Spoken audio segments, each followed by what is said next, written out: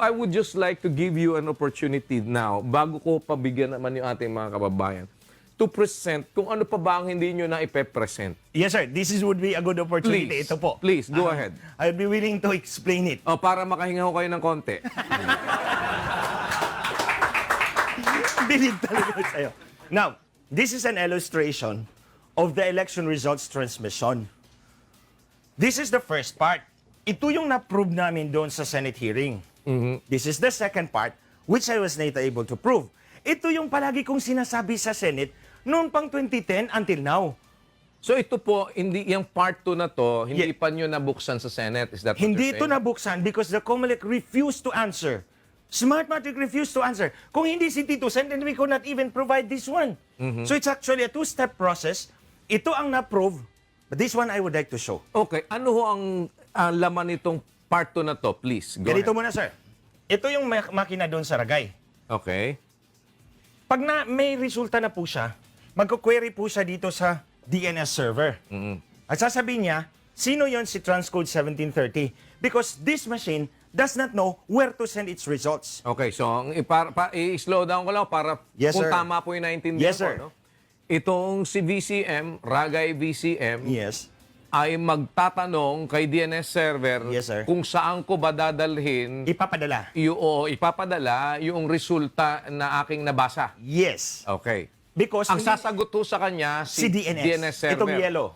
Ang magdidirect sa kanya kung saan dapat yan Yes, sir. pumunta. Yes, Okay. sir. The arrow says, who is transcode 1730? Okay. Kasi hindi niya alam to eh. Okay. 17 is the code for Camarines Sur. Aha. 30 is the code for Ragay. Okay. Then all the other numbers there, yun na yung presinto. So sasabihin ni DNS, para siyang directory assistance. Okay. Domain Name System Server. O si 1730 is MBOC Ragay. So the second step of the process would be si Ragay, alam na niya kung sino si 1730, Okay. papadala niya yan dito sa Ragay Municipal Board of Canvassers. Dahil sumagot na sa kanya Dahil sinagot na si siya rito. DNS. Kung Yes. saan mo yan dapat ipadala. Yes. Dapat ipadala kay Dito. Ragay MBOC. Yes, Municipal Okay. Board of So, Canvassers. ngayon, gagawin niya na, ipapadala niya na. Ipapadala niyan. Okay. The problem is, this is supposed to be a direct transmission to this laptop.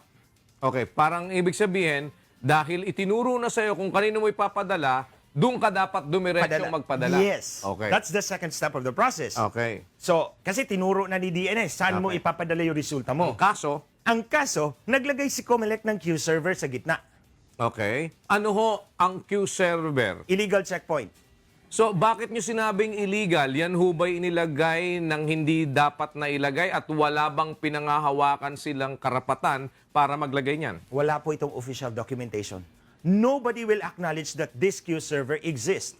So kaya si Ragay, sa halip na ipapadala niya ito diretso Dadaan dito, muna siya. dito ka muna. Okay. Sa illegal checkpoint. So, pwedeng itong si queue server ay magpadala ng ibang data kay Ragay. Ganun ba? Yes, because si Ragay, si queue server na ang magpapadala dito kay Ragay. Oo, kaya nga. 1730. Pwede siyang magpadala ng iba. Kung tayo ang nandun sa queue server, masisilip natin yung resulta bago pa man dumating sa canvassing system. Okay, so parang halimbawa, nakita ko, mananalo dito si Atty. Chong. Ay, ibahin natin na ipapadala kay Ragay. Ganun That's ba? possible. That's technically possible. At itong queue server na ito ay wala sa radar ng kahit na sino. Yes, that's correct. Paano nyo namang nalaman? We were able to prove that in the Senate. Hindi, paano nyo nga nalaman Okay. na merong queue server? Okay, ganito.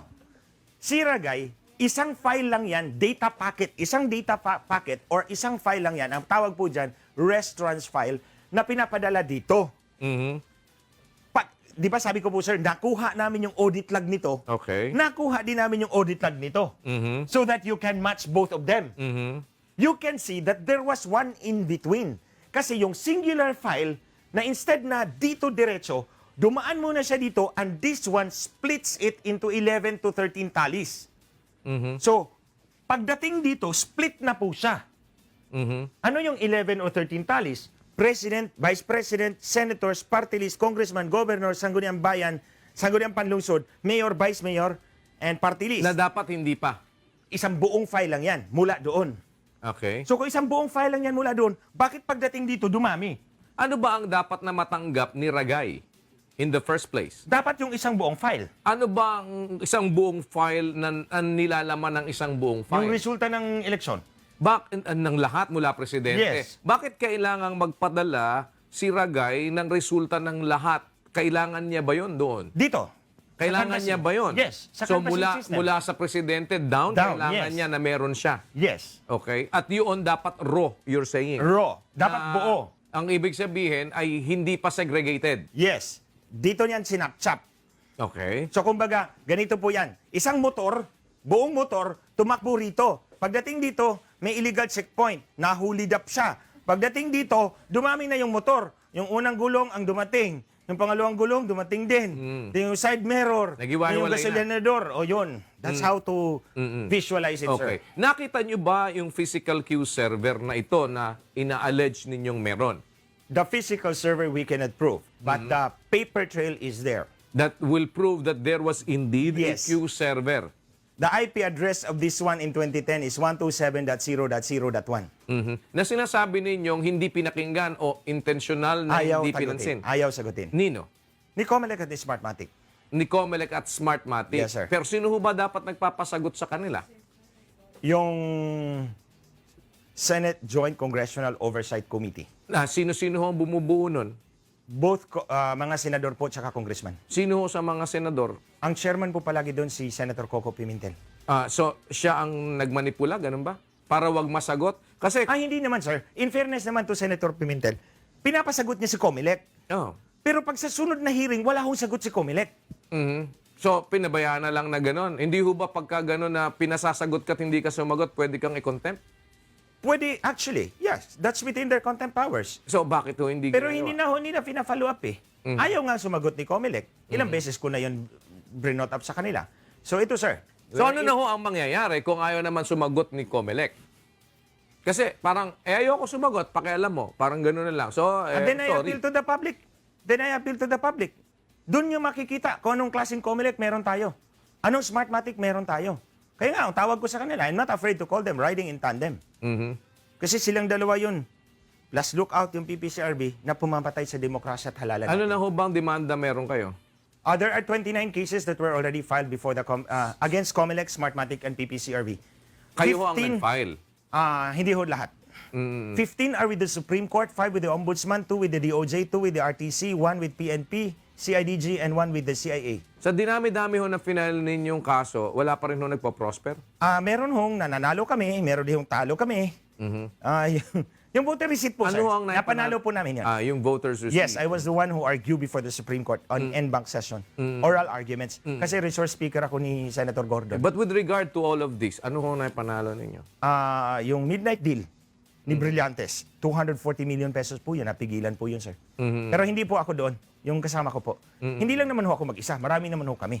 Ako lang yung pinakamaingay. So ito ho ngayon, paano ang gagawin ngayon dito? Dahil sir. sabi ninyo, hindi pa sila nakakasagot. Ito, sir, I would like to show this one. The second part. Kasi ito, nakita na ito ng tao, Okay. sir. Hindi nasagot ng Comelec to. The second part, please.